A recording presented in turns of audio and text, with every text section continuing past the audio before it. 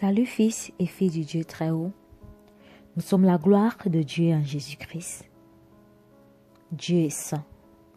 Il est fidèle. Il est glorieux. Il est magnifique. Il est excellent. C'est un Père d'amour. C'est un Père magnifique.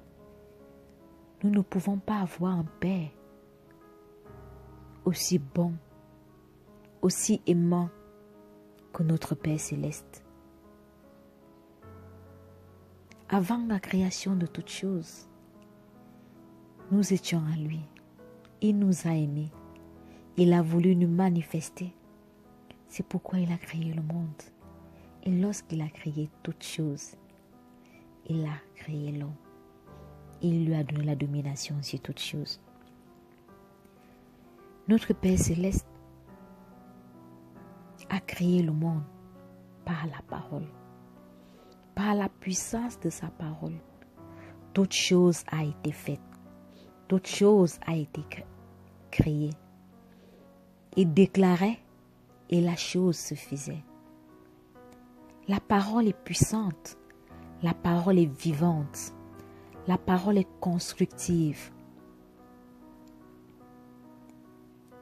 C'est pourquoi le livre de Jean, lorsqu'il parle de Jésus, dès le premier chapitre, il dit que Jésus est la parole. Il était la parole. Il est Dieu. Il est la parole. La parole est source de vie. La parole est source de création. Rien ne s'est fait sans la parole. Bien-aimés, lorsque nous nous retrouvons dans des difficultés, les problèmes, la maladie, parfois nous nous tournons vers beaucoup de choses. L'hôpital, ce n'est pas un manque de foi d'aller à l'hôpital si on est malade, mais ceux qui ont la foi, ils prient et ils sont guéris.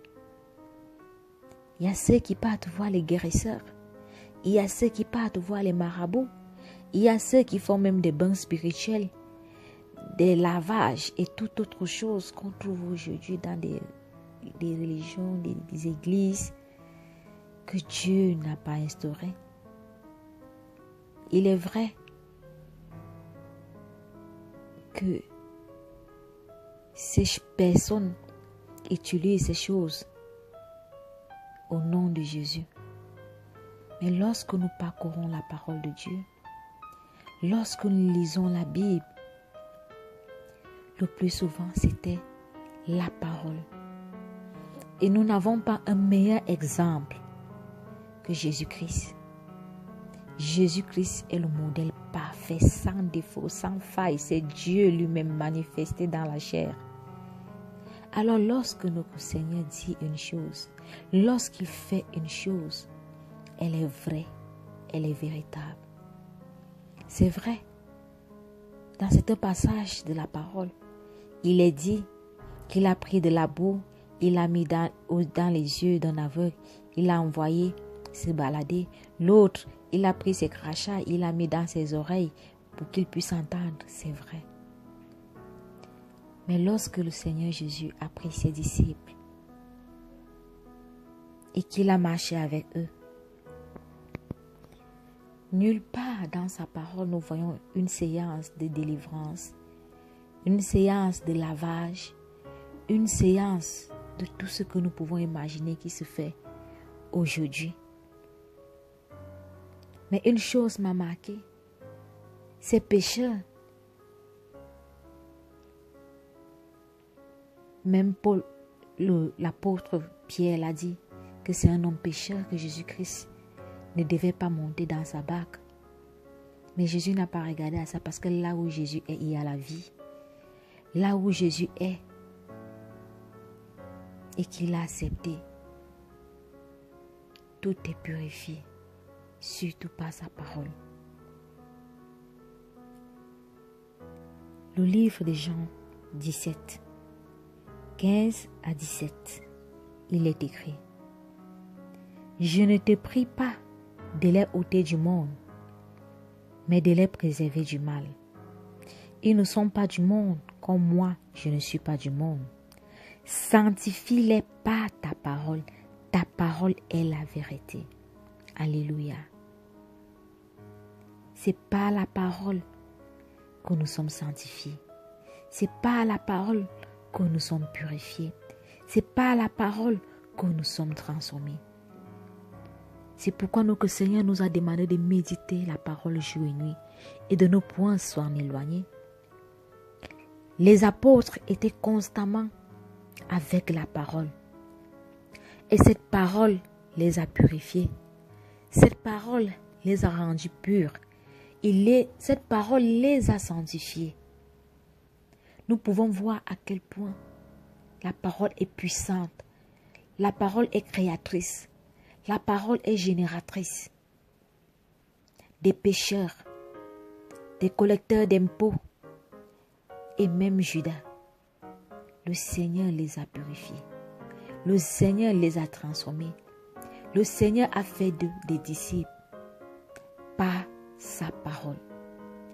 Bien-aimé, lorsque ton cœur est disposé à recevoir la parole, à faire corps, âme avec cette parole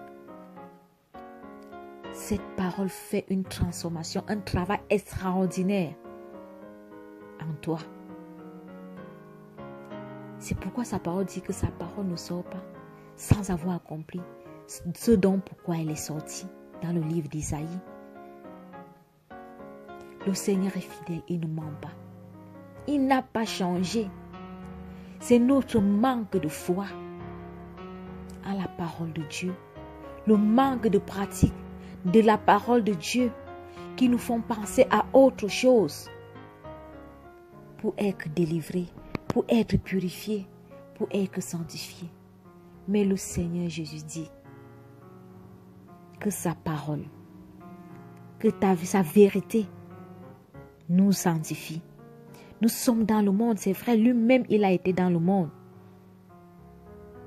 Mais sa parole a tout accompli. La parole a tout fait. Les disciples, pas seulement les 12, il y a eu les 52. Tous ceux qui étaient avec les 72, tous ceux qui étaient avec lui, ont été purifiés par la parole, sanctifiés par la parole. Ils venaient de divers horizons.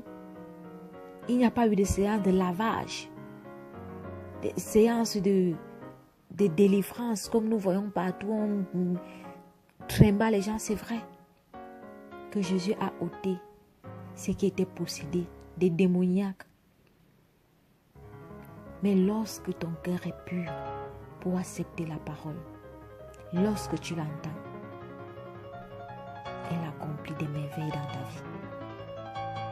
Nous avons vu plein de personnes qui ont été délivrées juste par la parole, en croyant à ce que Jésus dit. Et ils ont été guéris, ils ont été délivrés, ils ont été restaurés. C'est ce que le Seigneur nous demande. Même à ses disciples, il leur a dit ceci dans le livre de Jean 15, au verset 3. Déjà vous êtes purs à cause de la parole que je vous ai annoncée. Alléluia.